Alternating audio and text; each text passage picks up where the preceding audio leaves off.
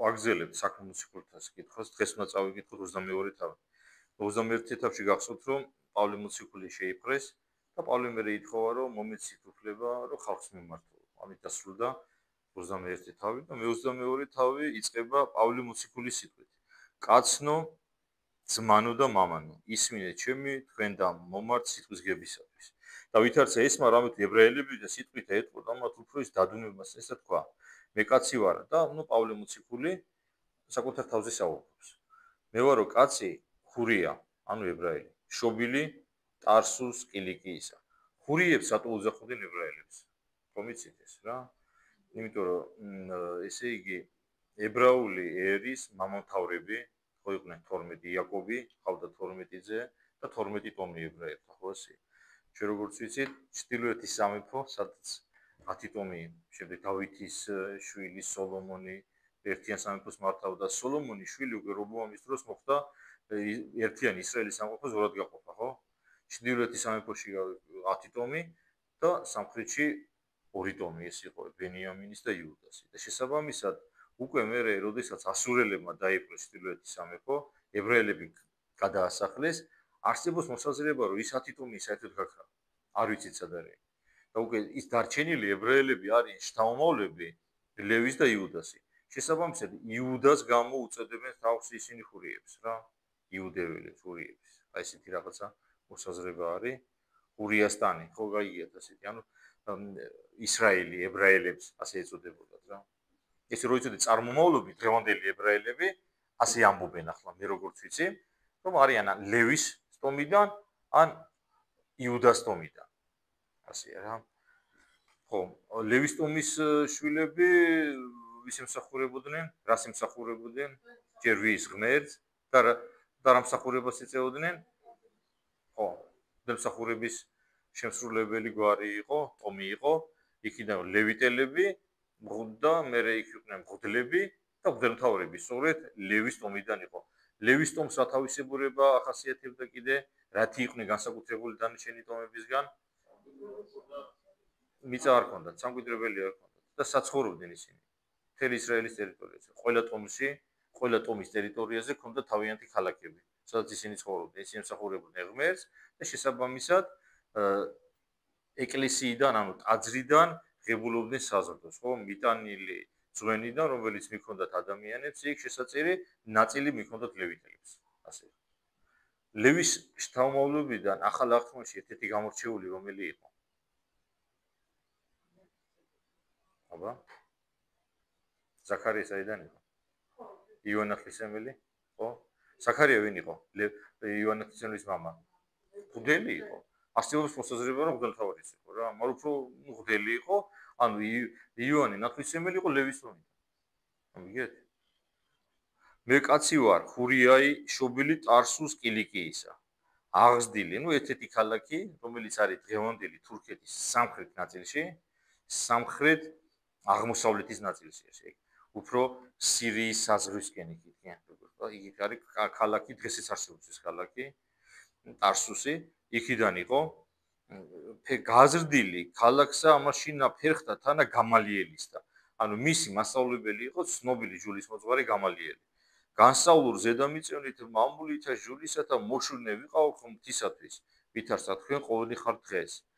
ანუ ის ამბობს პავლე, რომ ის იყო მოშურნე ებრაელი, მოშურნე ქრისტიანი, იუდეველი, რომელი ამას გზასავს დევნით ვიდრე სიკვდილამდე შევკრებთ და მივცემთ საპყრობილედ მამათა და დედათა. ანუ მისი მოშურნეობა გამოიხატებოდა იმით, როდესაც მან გაიგო, რომ ვრცელდება რაღაც ახალი რელიგია, მან არის ის არის უნდა ქრისტიანობას, მას ეგონა, რომ ქრისტიანობა ეს არის რელიგია, რომელიც შეიქმნა ადამიანის მიერ, რომელიც აზიანებს და ზიანს აყენებს ძველი აღთქმის ეკლესიას, ამიტომ ის განსაკუთრებით მოშურნეობა დევნით და ქრისტიანებს და ეს სიკვდილამდეც კი იყო მომენტები, როდესაც მე ვდევნიდიო ქრისტიანებს. ვითარცა იგია მღვდელმთავართა მეწამების მე და მღვდელმთავარი მეწამების ყოველი მოხუცებული, რომელთაგან წიგნებიცა მოვიღე ძმათათვის, რომელი იყვნენ დამასკეს და მივიდოდი მოყვანებად უმონყოფთა მათ კრულთა იერუსალემს, რაითა იტანჯე იყო უკვე ჩემს ამასვლასა და შემდეგ ვიხსენებთ ჩვენ ისტორიას იმის შესახებ,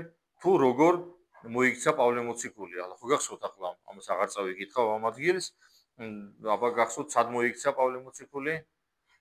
რომელი ქალაქი იყო? დამასკოში. რისთვის მიდიოდა პავლე მოციქული, ასე გახსენებისთვის ახლა ხომ და ვიცოდეთ ახლა ჩვენ ახლა ამ შესახებ უკვე ვისაუბრეთ რა. მიდიოდა რისთვის დამასკოში? იმისთვის რომ ქრისტიანები დევნა უნდოდა ქრისტიანების და ამის გამო რითი დაისაჯა ის ღვთის მიერ. დაბრმავდა.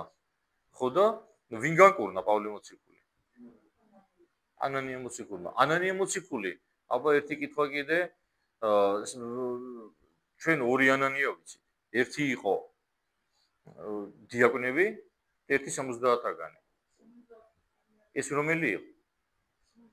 70-თაგანი იყო, რო იცოდეთ ახლა რა. ხო.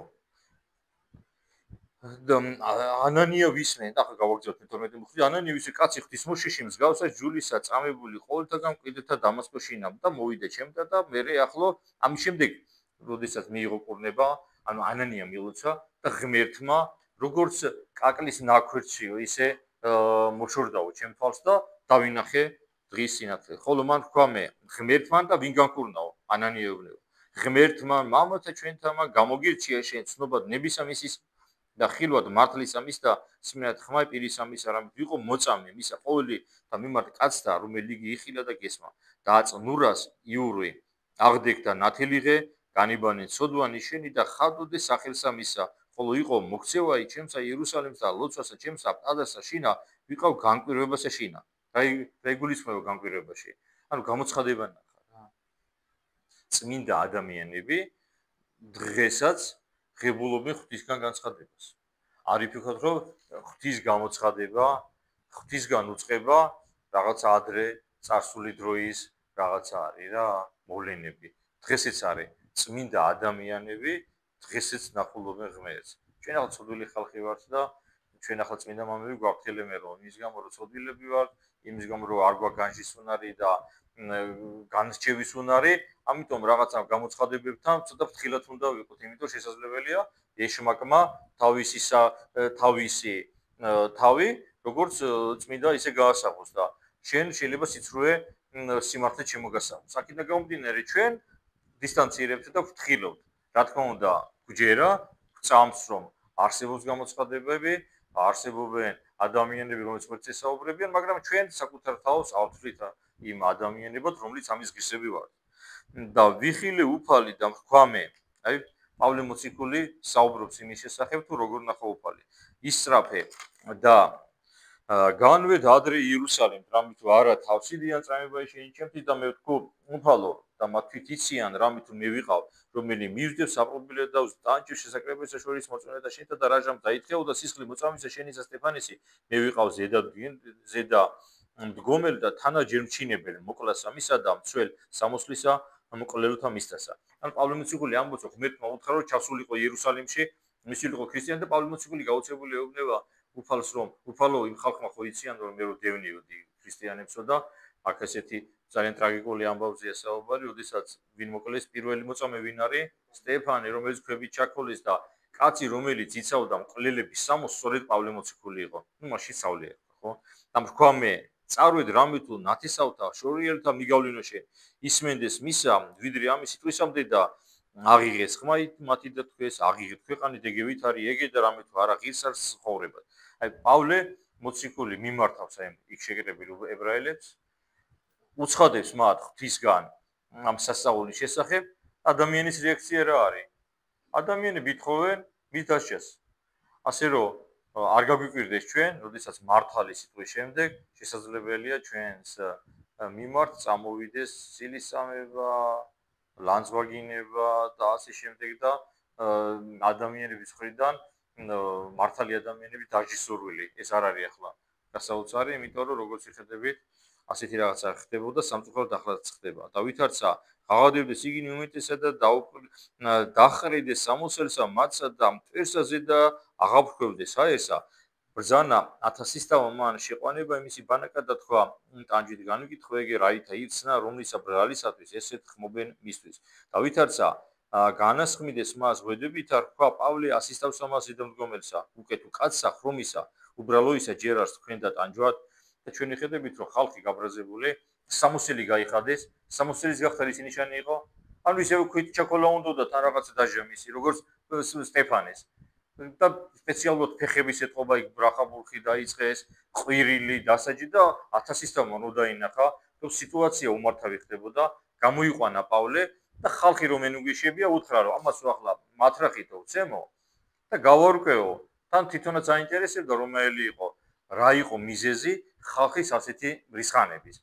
და მაგრამ ჩვენ რას ვიხედებით რომ პავლე მოციქული ეუბნება რომ მე ვარ რომის მოქალაქე თუ შეიძლება ადამიანს რომელიც არ არის დამნაშავე თქვენ დასაჯითო რა ანუ ამით ჩვენ პავლე მოციქული გვასწავლის რომ როდესაც სიტუაცია რაღაცა არის შესაძლებელია საკუთარი თავის დაცვისთვის რაღაცა თქვა და ვიკითხოთ ყოველ შემთხვევაში რატო ვიჯებ და ვინ გააკეთა ეს და საიდან ვისწავლეთ ჩვენ პირველ რიგში პავლეს გარდა ხო მაცხოვარმა როდესაც მაცხოვარს ხელი გაარტყეს რა უთხრა მაცხოვარმა რატო მირთყაო რა აი თუ რამე ცუდი გამეკეთებია თქვიო რა თორად რატომ ცემო ან შესაძლებელია საკუთარი თავი დაცვაც ამიგეთ ეს მარა ესე 1000-ის თავს ამას მოვიდა და უთხრა 1000-ის თავს ამას და თქვა იხილე რა გეგულების ყოფად რამე კაცი ეს რომი არის აქ რატო არის გაკეთებული რომის მოქალაქეობაზე აქცენტი რომის მოქალაქეობა ითვლებოდა ძალიან საპატიოდ რა